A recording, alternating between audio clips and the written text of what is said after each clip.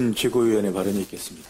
예, 아까 대표님도 말씀하셨던 것처럼 자유한국당이 민생법안에 대해서 필리버스터를 하지 않겠다고 하니까 다행입니다. 그렇지만 지금 본회의에 상정된 법안 말고도 시급히 처리돼야 될 민생법안들이 있습니다. 그중 하나가 저소득층 어르신, 장애인, 농업인 지원을 위한 기초연금법, 장애인연금법, 그리고 국민연금법 개정안입니다. 이 법안들이 통과되지 않으면 기초연금과 장애인연금 수급자 165만 명에 대한 지원 인상이 불가능해지고 농업인 36만 명에 대한 수급이 중단이 된다고 합니다. 자유한국당은 민생법안 필리 중단뿐만 아니라 시급한 민생법안 처리에도 동참해야 할 것입니다.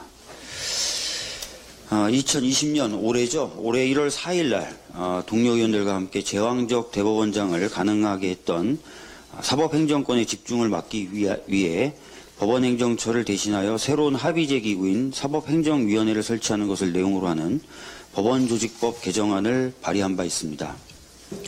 이 법안이 발의되자 조선일보는 다음 타깃은 사법부, 법원판 공수처 발톱 드러냈다라는 기사와 민변 참여연대와 함께 법원장악 법 발의라는 기사 등을 통해, 그리고 문화일보는 독재 문 여는 정권 홍위병이라는 제목의 기사를 통해 이 법안이 정부와 여당이 법원을 장악하기 위한 것이라고 강도 높게 비판하고 있습니다.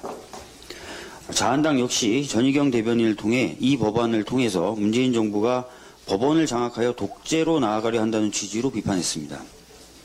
이런 비판의 핵심적 이유는 제가 발의한 법원조직법 개정안이 법원행정처를 대신할 사법행정위원회를 만들면서 그 구성원 11명 중 과반수인 6명을 비법관으로 임명하도록 하고 있다는 데 있습니다. 이러한 비판에 대해서는 무수하게 많은 논리와 해외 입법례를 통해서 반박할 수 있습니다. 그러나 시간을 아끼기 위해서 한 가지 사실만 들어서 비판해 보겠습니다. 우선 2018년 2월, 즉 제가 해당 법안을 발의한 시점보다 무려 2년 앞서서 자한당 주광덕 의원님 역시 법원조직법 개정안을 발의하신 바가 있습니다. 이 법안에는 민경욱, 최교일 의원님 등이 공동 발의자로 참여하셨습니다.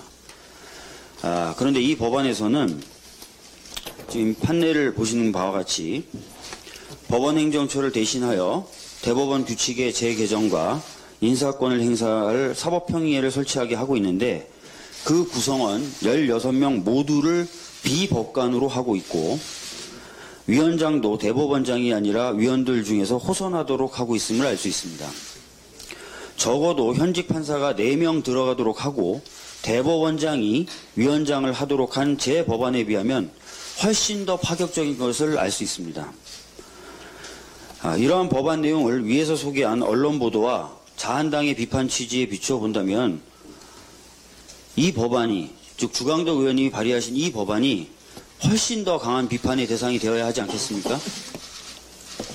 그런데 왜 조선일보와 문화일보는 자유한국당의 이처럼 파격적이며 충격적인 내용의 법안에 대해서는 단 한마디도 하지 않는 것입니까? 왜 자유한국당 의원들만 이뻐하십니까? 왜 저만 미워하십니까? 그리고 자유한국당은 왜 소속 의원들이 발의한 법안은 놔두고 제가 발의한 법안에 대해서만 문제제기하는 것입니까? 참고삼아 한 가지 더 말씀드리겠습니다. 2018년 12월 17일 법원조직법 개정의 바람직한 방향에 관한 정책토론회를 자유한국당 정종섭 의원님과 안호영 의원 그리고 저 등이 같이 공동 개최를 한 바가 있습니다. 그 당시에 자유한국당 정종섭 의원님께서는 대법원장이 판사 인사권에서 완전히 손을 떼게 하면 무슨 문제가 있는지 의문이다. 그동안 인사권을 가지고 모든 걸 통제해 오지 않았나? 지방법원이나 고등법원 판사회의에서 해당 법원의 일을 결정하게 하면 문제될 게 없다라고 해서 사법부의 관료화를 없애기 위해 사법행정권한을 대법원장이 독점적으로 행사하지 못하게 한다는 주장을 강력하게 제기하시기도 하셨습니다. 모든 우려를 차단할 완벽할 법안이 있기 어렵기 때문에 법안에 대해서 비판하는 것은 매우 필요한 일입니다. 그런데 근거 없이 비판을 위한 비판을 하는 것은 전혀 생산적이지 않습니다. 자, 이 말씀까지 드리려고 하진 않았지만 아까 인용했던 매체들 중에 한 매체의 기자분하고는 제가 꽤 장시간 동안 통화를 했습니다. 이 법안에 대해서. 통화를 하면서 제발 열린 마음으로 그동안 야당 의원님들은 무슨 주장을 하셨는지, 그리고 사개특위의 법원법조 소위에서는 어떤 논의가 있었는지도 살펴봐 주십시오. 그리고 그것을 종합해서 객관적으로 보도해 주십시오라고 부탁을 드렸고 요청을 드렸습니다. 하지만 전혀 소용이 없었습니다. 제발 합리적인 비판을 해주시기 바랍니다. 이상입니다.